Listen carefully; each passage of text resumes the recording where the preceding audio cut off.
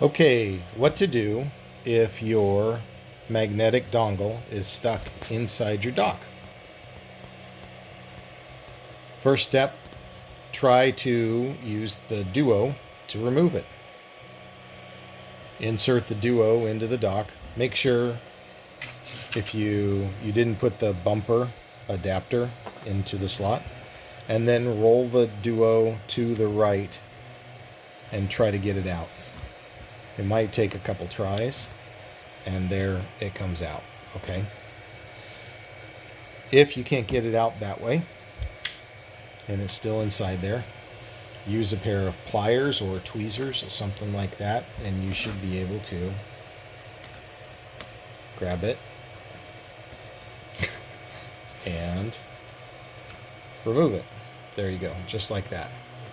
The third thing we would tell you is sometimes those little connectors right there are not very tight. They come loose. We try to squeeze them down. One thing you can do to tighten this up, you can see, go ahead, plug it in. It's kind of loose, okay? And so what you can do is you tighten this up. Go ahead and pull that out and tighten it, Rylan.